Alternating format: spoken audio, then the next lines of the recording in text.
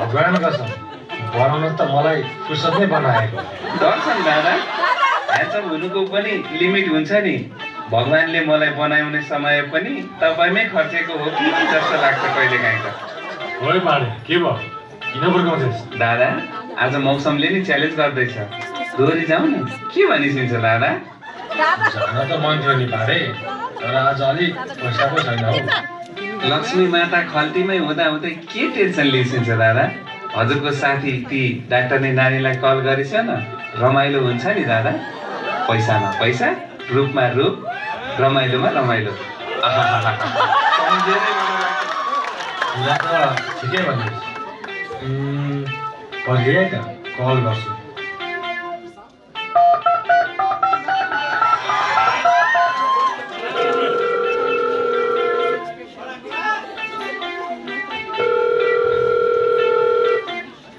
Hello doctor madam के छ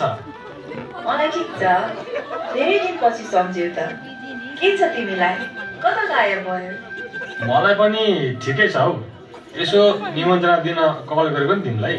के छ आज बेलुका फ्री छौ के छ र आज बेलुका के को निमन्त्रणा हो र जाउँला नि उदीघरतिर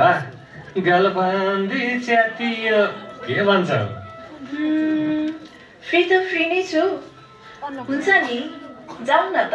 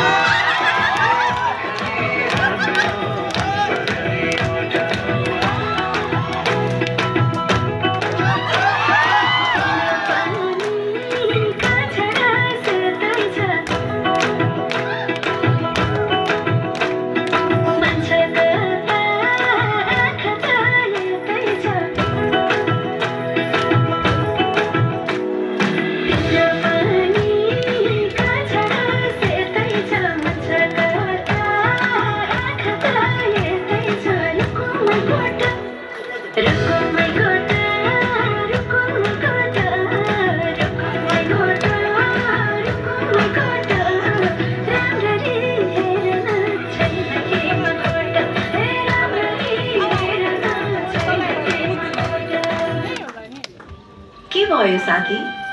तिमी त बाथरुम गएको गइछौ तिमीलाई के समस्या छ र तिमी पहिला भन्दा दुब्लो पनि देख्छु के मेन्टेन गर्दैछौ दादा डायपर नै लाउने अवस्था आएको के ल्याइदिनु खै के भन्नु तिमीलाई तिमी मेरो मिना साथी पनि र साथसाथै डाक्टर पनि मलाई केही दिन भयो अलि पिसाब फेर्दा समस्या आछ फेरि पुरै पिसाब फेरि पनि हुँदैन हल्का रगत पनि देखा परेको छ ओहो साथी त्यसो भए तिमी ढिला नगरी मैले काम गर्ने नेपाल क्यान्सर हस्पिटल आऊ नेपाल क्यान्सर हस्पिटलले आफ्नो 8औं वार्षिक उत्सवको उपलक्ष्यमा फ्री ओपीडी गर्दैछ साथै हेल्थ स्क्रिनिङ प्याकेजमा पनि डिस्काउन्ट छ टेस्टहरु गराऊ ढुक्क हुन्छ नि doctor nice joke Nepal cancer hospital cancer अनि मलाई मेरो बडी हेर त क्यान्सरले छुने यार गलाला मलाई थाहा छ साथी तर स्क्रिनिङ गराउँदैमा के फरक पर्छ फेरि नेपाल क्यान्सर हस्पिटल भन्दैमा क्यान्सर नै भएको हो या हुन्छ नै भनेर सोच्नु पर्दैन त्यहाँ अरू रोगको पनि उपचार हुन्छ। हुन्छ हुन्छ त्यसो भए आइदिउला नो वरिज फेरि फ्री ओपीडी नै रहेछ अरू त्यो पैसाले दोहोरी जाउला नि आइदिउँला होइन के दादा आफ्नो स्वास्थ्यको सवालमा सम्झौता गर्नु भएन नि